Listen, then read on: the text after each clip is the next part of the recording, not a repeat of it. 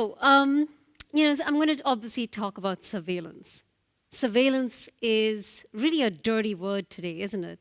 It's got a sort of a negative connotation. When we think about surveillance today, we're thinking about corporations tracking us, harvesting our data, right? We're thinking about the nations that are sort of oppressing their citizens with their data, so really using the data against them. So obviously, in this kind of atmosphere and climate, we want to limit surveillance. We want to contain surveillance. And there's real palpable anger towards particularly new instruments of control. And that's the algorithm. So fuck the algorithm, right? That's making its rounds on the internet. It's going online, as well as going offline if you want to buy an enamel button on Amazon for $9.99. So it's very accessible. And so you can see that it's really something which is really deeply in our bones now, that we have just this blind rage against the algorithm. Because surveillance equals algorithms, right? Just sort of a mindless, sort of a composite of the two. But here's my question to you. Are all forms of surveillance necessarily bad? I'm going to make an argument which is sort of unfashionable today. I'm going to actually argue for the virtue of surveillance, a certain kind of surveillance, which is the surveillance of care. Because what I'm going to argue here is that it is essential for an open internet, and even more fundamental for the future of humanity. We need more surveillance of this kind. So surveillance comes from an old French term, which is to watch over. And in that sense, really, we're tapping into some kind of like watching over each other in a sort of a collectivity, right? To make sure and ensure we are okay. The sense of compassion and the sense of taking care of one another. And instead of being very abstract here, I will let Peng and Fan sort of illustrate my point. Now, let me give you a little backstory before I show you this little video clip. So these are farmers in rural China, and the story goes like this, right? They went through a lot of hardship, financial hardship in the last year, and then Fan, who's a husband, got into a serious traffic accident, and he was completely, done health-wise, and he went into deep depression. So Peng, his wife, was really worried, and she said, we've got to get him out of it. So what did she do? She said, I got it. We're going to do a dance step. We're going to dance in front of our field, in front of our cows, in front of... Every day, we're going to do a little dance, all right? And initially, he was really reluctant, but hey, it's rural, countryside, what are you going to do? So what do? They invent the rural shuffle dance. And they do this, they involve their family, they involve their kids, and they're having a good time. And this is the beginning, weeks of COVID hitting China. And so they're like, oh man, we're really depressed, so we need to get our dance moves really out there. So they start to film it and put it on TikTok, and boom, they go viral. Millions of views overnight. They become an internet sensation.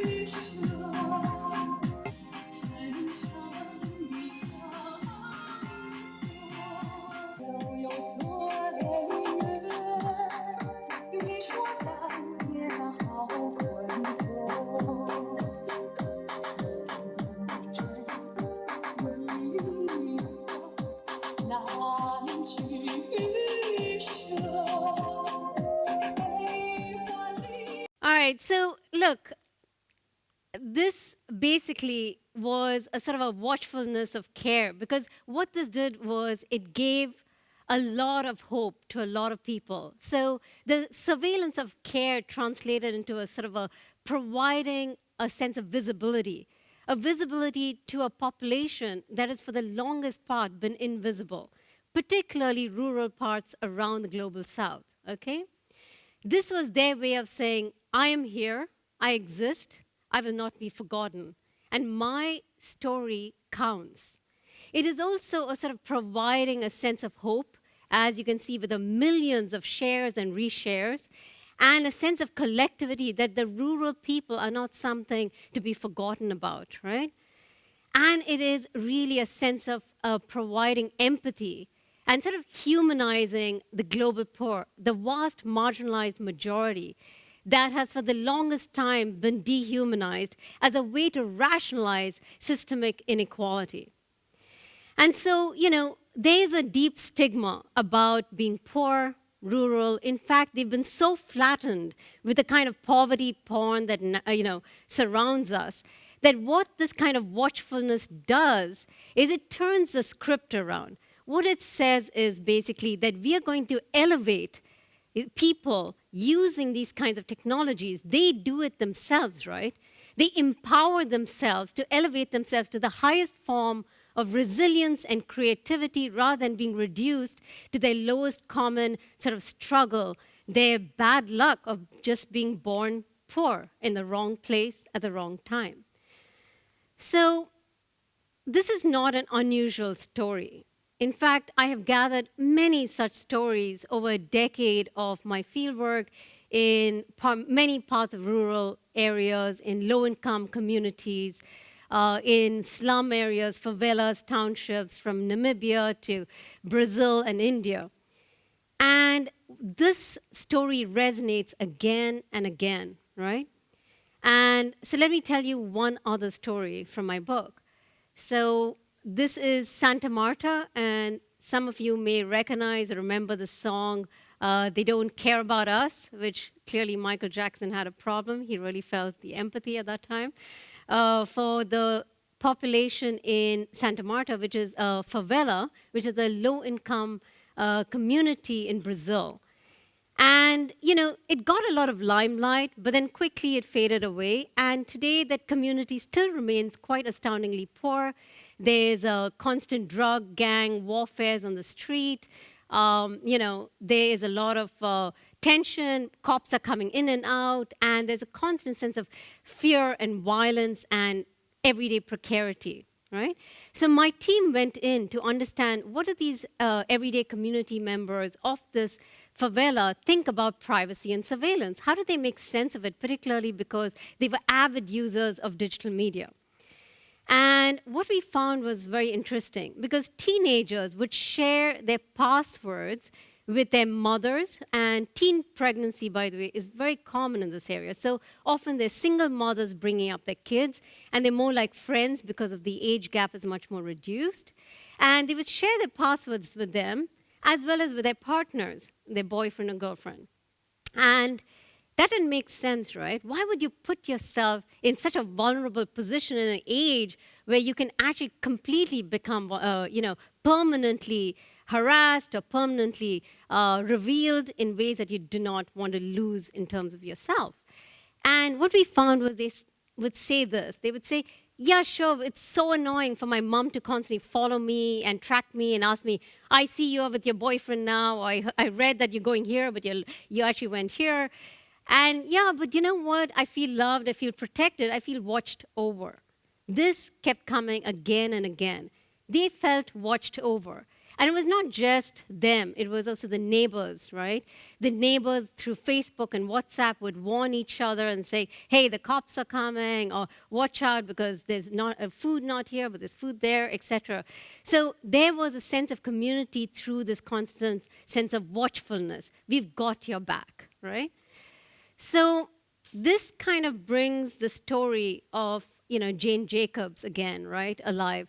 And for those who don't know about her, she was this maverick thinker in the 60s and a major urban reformer, because she really understood how to sustain a common space, a public commons, which is basically one of her catchphrases, you need to have your eyes on the street. What she meant was that there needs to be people, the average stranger, caring about a public space and taking a sense of collective stewardship, right? That this is their space, that they need to take care of it. They need to watch out, and was particularly important for the safety of women and children.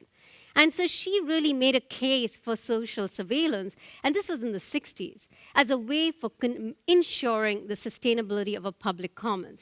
And today we see this in a lot of movements, including this poster, "I don't watch my neighbors, I see them."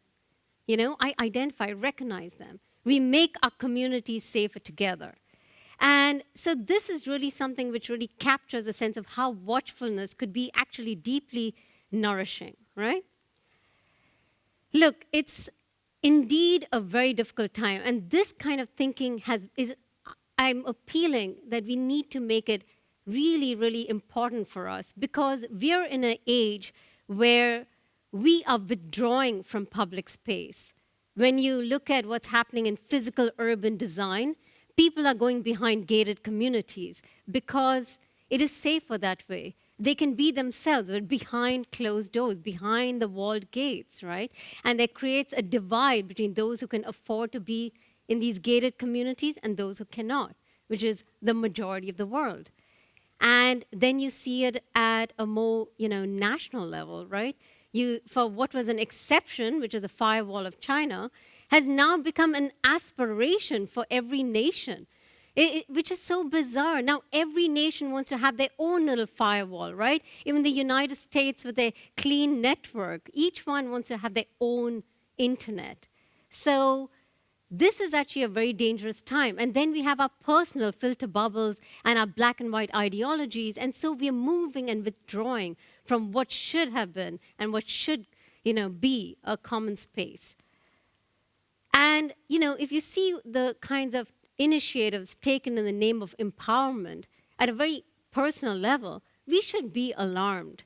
Like, for example, just recently, Twitter and Facebook has allowed you to lock your profile. And this initiative has been particularly targeted towards women in patriarchal societies in the global south. So they could feel protected, they could feel safe. And a lot of feminist groups in India and elsewhere have come and celebrated this initiative. I get it. I really understand that. But I would like to make an argument for why this is a very short-lived solution. Because actually, it is a very dangerous solution. Because it's akin to digital domesticity. Because think about this, right? What happened to the unlock your potential to becoming let's lock ourselves, particularly women? And so sure, you go in the sort of safe space behind encrypted platforms, and you can be with each other, but what you're actually doing is you're creating a new kind of digital domesticity, a sort of seclusion for women. Go behind the doors and do your thing. And so what these women can't do, and it comes at a price of freedom for them to capitalize on the attention economy to become seen and heard. And so we're actually reinforcing and amplifying already existing inequalities.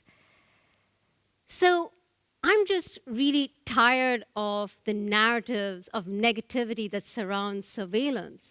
I really want surveillance to be reclaimed as something which can be about care, about compassion, about participation, because as a collective, we are, like as Jane Jacobs talks about, the stewards of our collective space. So we better start acting like it, right?